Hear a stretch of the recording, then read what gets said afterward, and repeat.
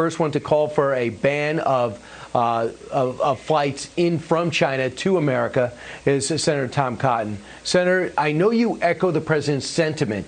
What about his strategy of going gradually more and more aggressive after China? Yeah, Brian, I don't think it'd be any surprise if Beijing wanted Joe Biden to win the election. Joe Biden has a terrible 30-year record on China, whether it's voting to give them normal trade relations or admitting them to the WTO or celebrating their rise, even last year saying they weren't our competitors. The president recognizes that we have a complicated economic relationship with China. We shouldn't be in a position where we are today, where they have some leverage over Americans, for instance, because they produce so many of our drugs and medical equipment. But in a gradual, step-by-step fashion, we need to begin to change that relationship and turn the tables on China. Yes, but the question is, if the big picture is now the time for the world economy to see a split between the two biggest economies. There's already a lot of momentum there, Brian. Whether you look at countries like Japan or Australia, who are beginning to try to bring back more manufacturing or standing up to Chinese disinformation, we ought to support our allies.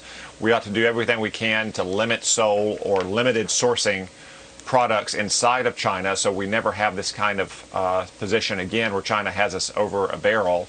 And we ought to continue to try to find ways to work with the civilized democratic world as opposed to communist China, not just on security and political and diplomatic matters, but economic trade as well. Senator, also, I think you know that this whole thing started in Wuhan. And you know that many people call this the Wuhan virus or the Chinese virus. Kamala Harris has had enough. She has a resolution that's going to work its way through the Senate to ban the phrase Wuhan virus, and she calls it anti-Asian. Your feeling on this? Well, I objected to that resolution, Brian. First off, Wuhan is just a city. It's not even a people. I guess she's going to have to call out Lyme disease for being anti-Connecticut, or maybe Legionnaire's disease for being anti-veteran, Zika, since Zika is a forest in Africa. But this political correctness run amok covers a more serious point. The Democrats want to wave their arms and say that this is racist or xenophobic, and that's because they don't have an answer for China's rise and the threat that China poses to us. Joe Biden, as we said, has been weak on China for 30 years, so they want to have politically correct distractions to distract people from his terrible record on China. We can't let that happen. So there is something going in the Senate that has me encouraged. It looks like you have bipartisan support to start taking Chinese companies off our stock market, where they've made $66 billion since 1997. They don't provide any audits of their companies. We're just supposed to take them on their word. And if they don't, start knocking them off. Bipartisan support. Could this be something we actually implement? Yeah, absolutely, Brian. It's crazy that we let Chinese companies go public on our stock exchanges and not live up to our disclosure and our regulatory requirements. We require small companies in Arkansas to face the most burdensome regulations, yet Chinese companies don't even have to disclose their most basic financial data. Look, just last month, Luckin Coffee disclosed a massive fraud that led to millions of dollars in losses on American investors. We can't let that stand. I believe this legislation is going to pass, and it's well time that it passes too.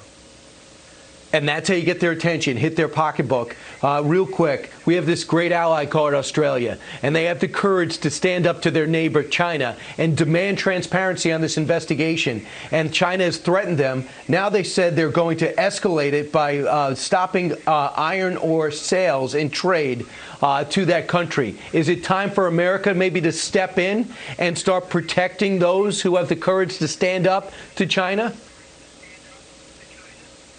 Yes, Brian, we need to stand together in the civilized world among democratic peoples against that kind of Chinese aggression. That just goes to show you China's true colors. You stand up to China, demand an investigation into the origins of this virus, and China cuts off trade with you. Well, guess what? China needs the United States much more than we need them. And when you put together the economies of the United States and Japan and Australia and Europe, China needs all of us much, much more than we need them. And Senator, I'm all for America first, and I get it, but we have to protect our allies that are doing what we're asking them to do.